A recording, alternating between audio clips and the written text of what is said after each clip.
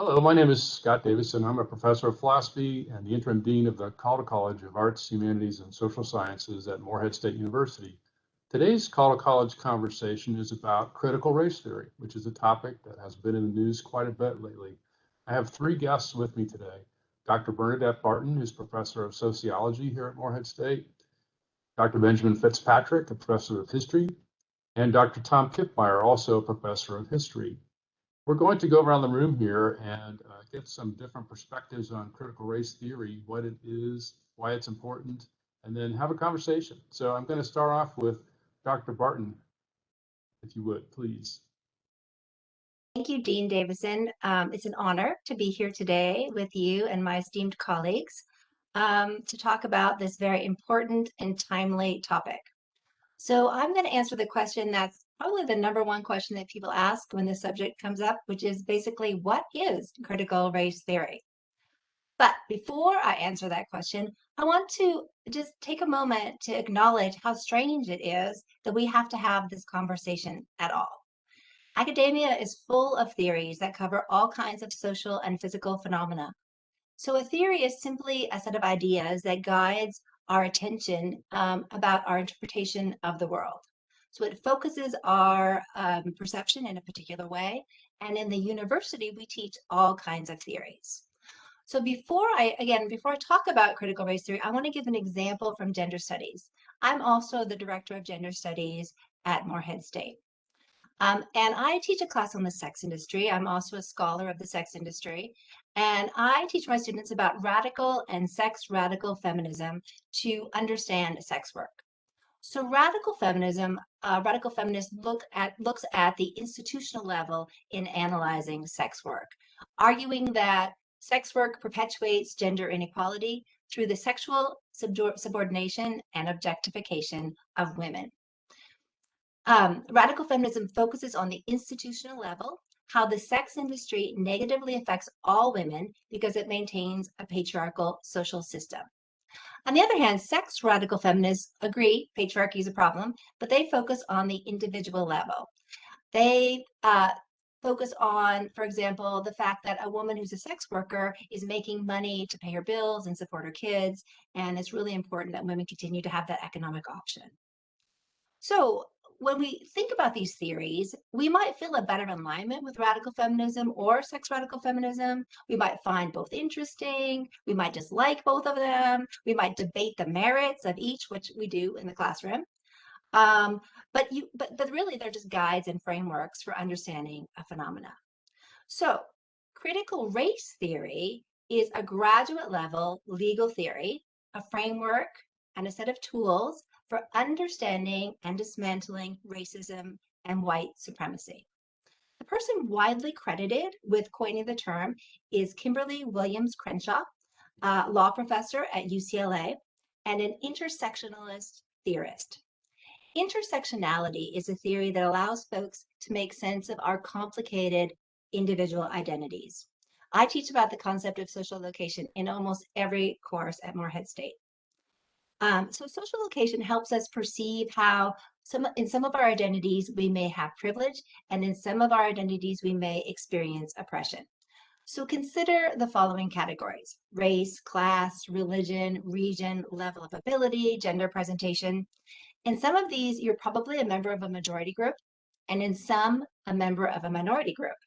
So the majority groups are male, white, heterosexual, able-bodied, Christian, etc. So majority group members have institutional privilege, that is, unearned advantages baked into our social systems. Those who fall into almost all of the privileged side with their identities, white, male, etc., are typically overrepresented in positions of power in social life. That's one reason why you see so many white men in charge in many corporations, in the government, and so forth. Similarly, those who have many minority identities are often overrepresented among the poor and in the criminal justice system. Again, this is a consequence of institutional advantages and disadvantages. This is not our individual fault. We cannot help being born with privilege or oppression, but what we can do is be aware of it. So critical race theory is a tool that helps us investigate the axis of race to better see the racism embedded in U.S. social institutions, the criminal justice system, education, the labor market, the housing market, healthcare system, in the form of laws, regulations, rules, and procedures that punish racial minorities more than white people. Scholars and activists who discuss and use critical race theory are not arguing that white people living now are to blame for what people did in the past. They are saying that white people have a moral responsibility to do something about how racism still impacts all of our lives today. So, to put it simply, critical race theory is a tool that helps users see the white supremacy threaded through society so that we can create a more fair and just world. It focuses our attention on the institutional level. Which brings us to the question of why critical race theory is in the news so much these days. Why is it a flashpoint in the culture wars? Why has Fox News mentioned critical race theory 1,300 times in 3 months? Opponents of critical race theory are using a decades-old tactic, insisting that acknowledging racism is itself racist. This is how domination politics operates, through spreading misinformation, creating confusion, and inciting fear. This is how majority groups maintain hierarchies that advantage them. It's important to state what should be obvious, to quote my esteemed colleague, Dr. Fitzpatrick, whom you will shortly be hearing from, who said, critiquing white supremacy is not the same as critiquing white people. So let's reject the transparent manipulations of those who equate talking about racism with being racist, whose goal is simply to sow racial divisions. It's okay to acknowledge your privilege if you're white. Indeed, it is a personally powerful and reparative act. Doing so is not about guilt or blame, but rather walking on a path forward into a more egalitarian society. Thank you, Bernadette. It's very helpful to be reminded that the way we use theories, not just at the university and in our classes, but even to understand ordinary life, it's very helpful. I'm going to turn next to Dr. Fitzpatrick, whom you mentioned, to talk a little bit more about the history of the question here. If you could take us in that direction, Ben.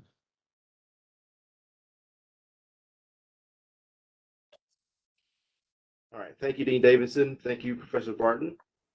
In 1906, the Kentucky General Assembly passed the Uncle Tom's Cabin Law, which made it illegal to present plays that are, quote, based on antagonism allegedly formally to exist between master and slave, or that excites race prejudice. Defenders of the law, like the women's organization, the United Daughters of the Confederacy, claimed that Stowe's novel and subsequent plays painted a false picture of Kentucky slavery as cruel. They argued that Kentucky slavery had been a benign, mutually beneficial institution for whites and blacks. They also claimed that the plays were, quote, injurious to the community, particularly children, and would arouse, quote, prejudice among African Americans. As a historian, I find it interesting that 115 years later, we are hearing echoes of arguments from the late 19th century cultural wars resurface in contemporary arguments over race and public memory, specifically support for legislation banning critical race theory in K-12 schools.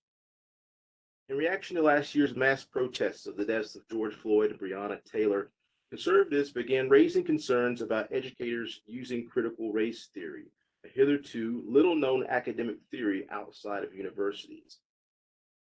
Some conservatives, they argue that liberal teachers using critical race theory are intentionally dividing Americans along racial lines, encouraging people to see themselves as the oppressed or the oppressors based on their race or ethnicity.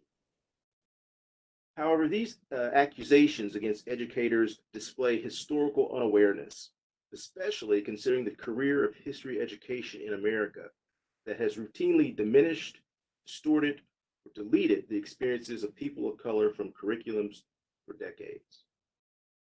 So what did history education look like in K-12 schools before the civil rights movement? Well, a brief look at textbooks gives us a general idea. For decades, the vast majority of American school children read history textbooks that characterized African Americans as boorish, indolent, and easily manipulated. For example, a Texas history textbook from the 1950s described Reconstruction this way. Quote, "At that time, some greedy politicians were trying to use the Negro vote to their advantage. These dishonest politicians included men from the northern states. The Southerners called them carpetbaggers. There were also some Southerners who were willing to join with the carpetbaggers and Negroes to obtain government positions." This interpretation of Reconstruction is known as Black Reconstruction. It depicted Northern carpetbaggers, Southern scallywags, and the freed people as a power-hungry, vengeful cabal bent on oppressing white Southerners under the heel of military authority. Teaching racial and regional division was, in fact, mainstream history, a reflection of the lost cause mythology that dominated the teaching of the Civil War era in secondary and even post-secondary education beginning in the late 1800s. So what was the lost cause mythology? Briefly. So after the Civil War, former Confederates and their sympathizers, they created this lost cause mythology. It was a way to explain why the South had to secede from the Union, why the South lost the Civil War, and why white Southerners had to, quote, redeem the South from Black Reconstruction, even if it meant using violence, meaning the KKK and other white extremist organizations. And even though we have made great strides in history education since the 1950s and 60s, more work needs to be carried out. Too many students are still misinformed about slavery through the use of alternative facts and fallacious teaching. For example, in 2015, a ninth grade McGraw-Hill World Geography textbook characterized the transatlantic slave trade like this, quote, "The Atlantic slave trade between the 1500s and 1800s brought millions of workers from Africa to the southern United States to work on agricultural plantations." Or in Texas in 2018, a teacher at the Great Hearts Monte Vista School assigned students a worksheet called The Life of Slaves, A Balanced View, in which the students had to describe slavery's, quote, positive aspects. Undoubtedly, I believe anti-critical race theory legislation would hinder the gains that we've made in history education so far. It would gag teachers, and if extended to post-secondary institutions, would threaten traditional protections for academic freedom. Some conservatives argue that critical race theory is this latest weapon deployed by Marxists to create racial lines, pit Americans against each other. However, from a historian's perspective, anti-critical race theory laws are just another front in the cultural wars for public memory, race, slavery that date back to the days of destruction. Thank you, Ben. It's very helpful to see that longer view of race relations in America and different ways people have tried to diffuse those conversations to see the similarities. Next, we're going to turn to Dr. Kiffmeyer. Tom, if you could help us out, try to provide more context even. Hi, thanks, guys. Thanks for having me. I'm going to try to take us sort of out of the academy a little bit here on a more popular level. I do agree with my two other colleagues, Bernadette and Ben, particularly Ben, because we teach the same subject, and I'm kind of ashamed to say, Ben, I think some of those textbooks survived until I was in high school. Hopefully not portraying my age too much here. And then perhaps if we had a better, if these issues would have been addressed, history would we wouldn't be asking these questions now, and history itself wouldn't be so politicized. We know now, the left believe that women, racial minorities, generally speaking, and on a popular level, the LGBTQ community deserve more attention in history textbooks. We understand that the right contends that our national narrative should address the accomplishments of people like the founders. Those people that wrote the Declaration, the Constitution, those individuals.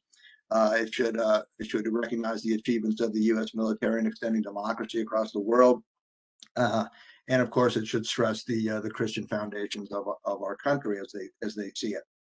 Race itself is actually kind of messes with this left-right dichotomy a little bit.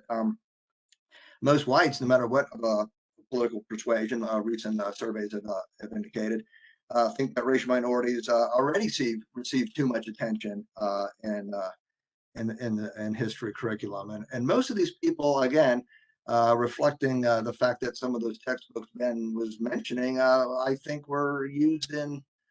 I went to a Catholic school, so a lot of times, we were dependent upon tuition and that kind of thing. So we were a lot of times buying used textbooks from the public school district to use in our schools. So that's how some of those things survived, and I learned some of those things back when I was in school. So a lot of this is leaning towards a generational perspective as well.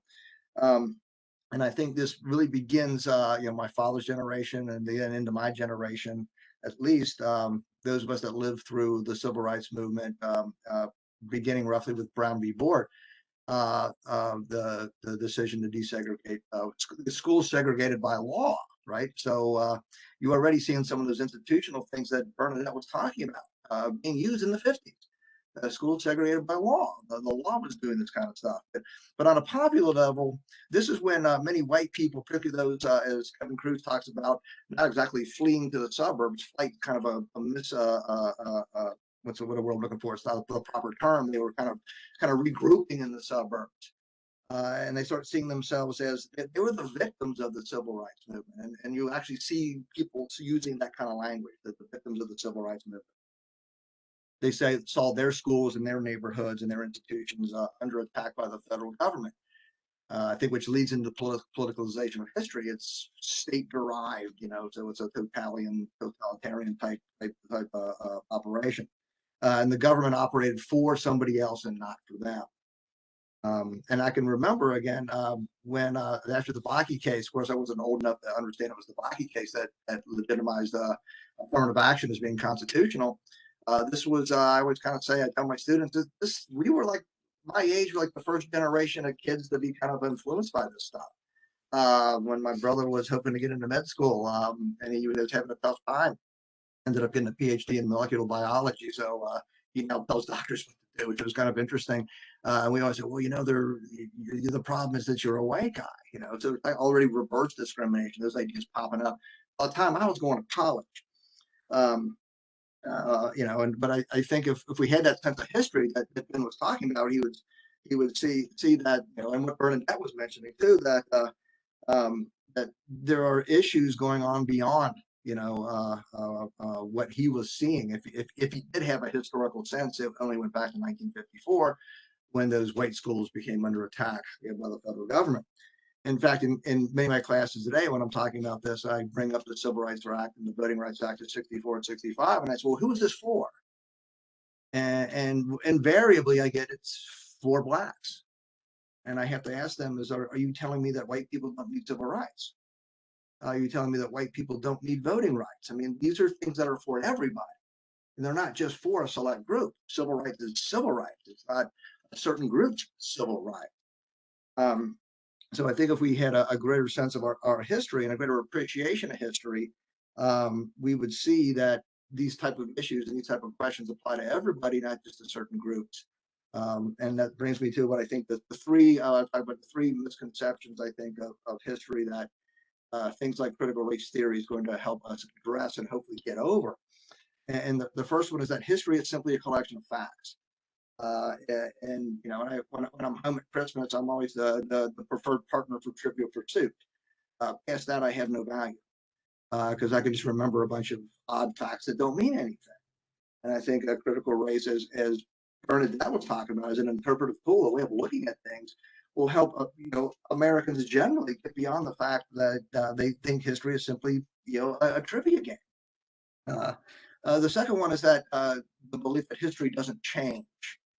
I know that's going to sound weird to a lot of people, because if you believe history is simply a list of facts, then those facts don't change. But critical race theory, any kind of interpretive model, I think, can help us, see where those facts that we know are limited and tells the whole story.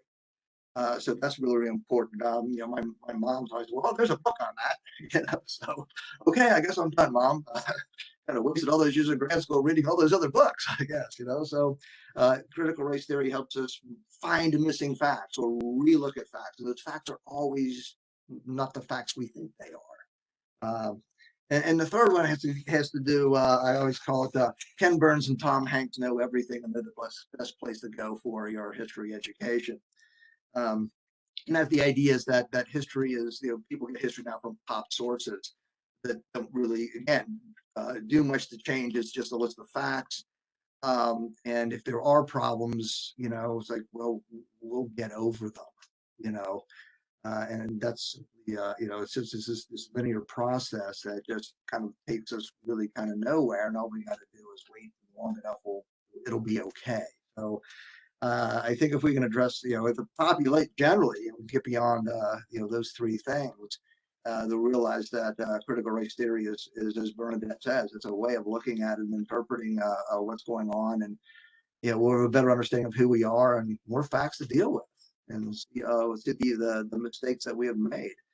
So that's kind of my bit. I see it as an interpretive tool that's exceedingly useful for me, really, and to talk about students in Morehead and how these issues have affected their lives.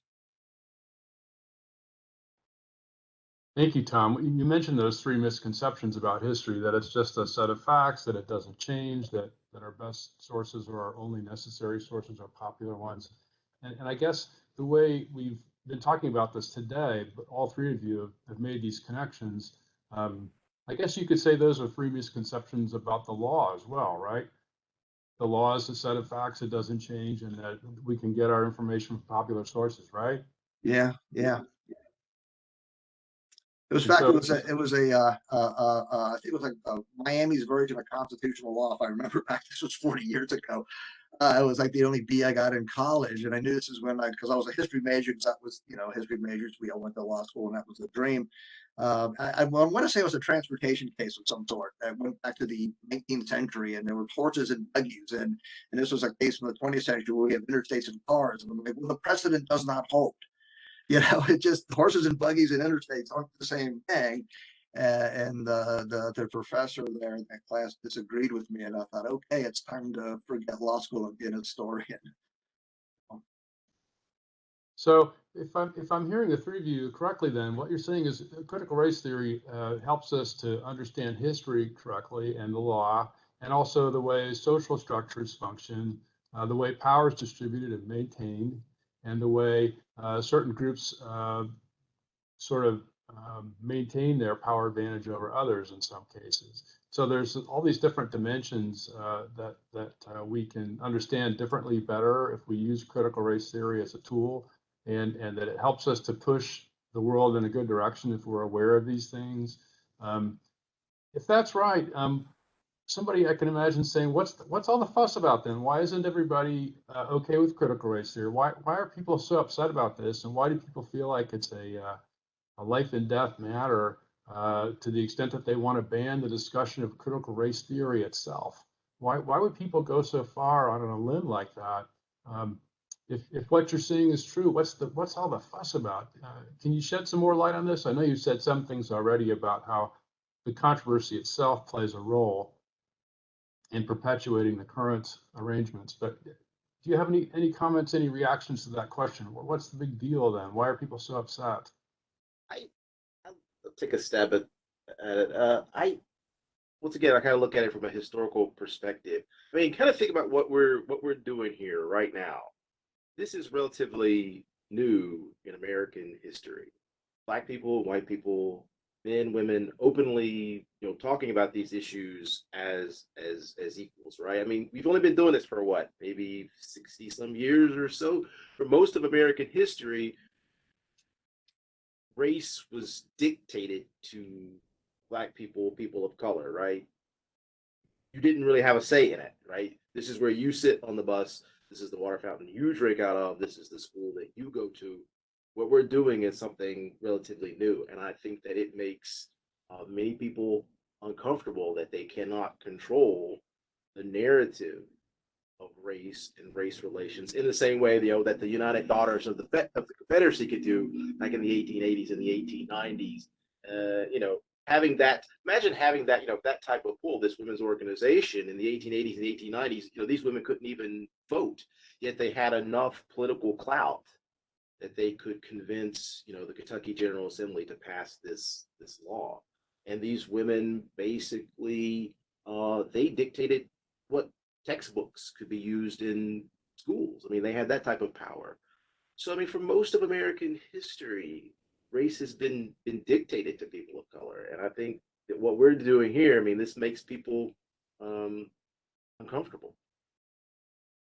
I think to tell a personal story, and again in class a lot about my dad who got a MBA in like 1969, 70. I think he was like one of the first ones in the country to get an MBA, and he got it from the GI Bill, and the GI Bill was administered through states. And I use a quote, I can't remember the numbers, but I think it's the state of Alabama, and 3,500 GI Bill applications filed in 1946, and blacks got 2 of them. And I would, and when I would say, you had an advantage here, and I don't know the numbers off the top of my head, but so you got an MBA. We made middle class. We actually moved into the city. We lived so far out. We were almost in Indiana.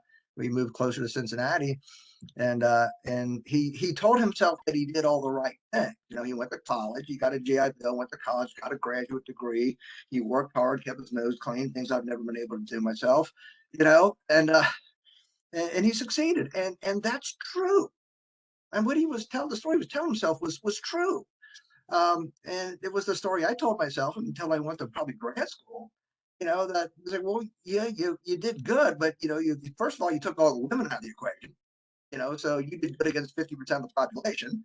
And then if you take blacks out of the equation, or Native Americans, whatever, you did really good against 20% of the population.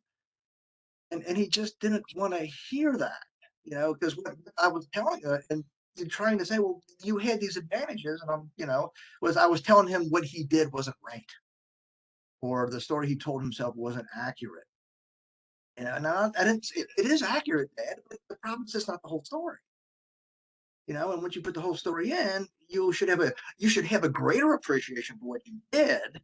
But as Bernadette says, you as a well-educated person with an MBA should do something to make sure that everybody has that opportunity.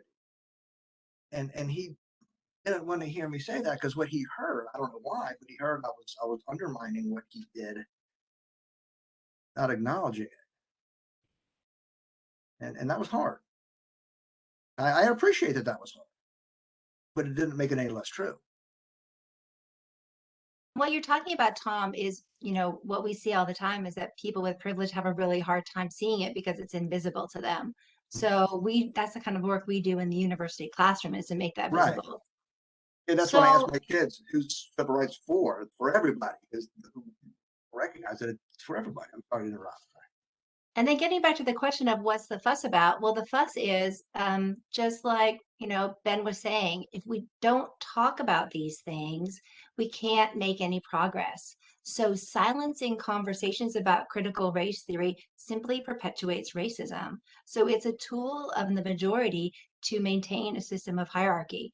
It pits people against each other in this horizontal hostility and maintains their power. So again, if you can't talk about something, you can't change it. You don't identify with it. You're confused all the time. And you see that happening all over the place. I mean, this terrible chilling effect where people are like terrified of critical race theory and they have literally no idea what it's about. I mean, it's just absurd. I think it's really interesting that story you told about your father, Tom, and I think it connects back to something Bernadette said earlier, that if you are a person who enjoys certain privileges, that doesn't make you a bad person. That doesn't mean you should feel guilty about your station in life, but it does provide an occasion for you to think about how to point the world in the future in a direction that's more inclusive and based on equal access, instead of based on that privilege that was unearned, as you said. So I think that's really interesting, and I think that's partly why some people are so resistant. They don't want to have these conversations because of what it means for the stories they tell themselves and their families about where they are and why they are where they are. Well, I think we've kind of just scratched the surface here in terms of critical race theory and what it is and what it implies and why it's important and why we need to talk about it. But it's been very helpful and illuminating and interesting also. So I want to thank all of my participants today, Bernadette and Ben and Tom, for your time and expertise here in trying to shed more light on this, and encourage all of our viewers here to do more research on this question and look more deeply into it and along all the dimensions we've been discussing here. So I hope this has been a helpful conversation for us, because these issues are really looming large, not just in the Commonwealth, but nationally. So we want everybody to be well informed when they listen to what people are saying about this and make their decisions moving forward. So again, thank you all so much for your time and expertise. We look forward to another edition of Caudill Conversations. Thank you very much. The opportunity, Scott. Appreciate it. Thank you. Thank you. Bye, guys.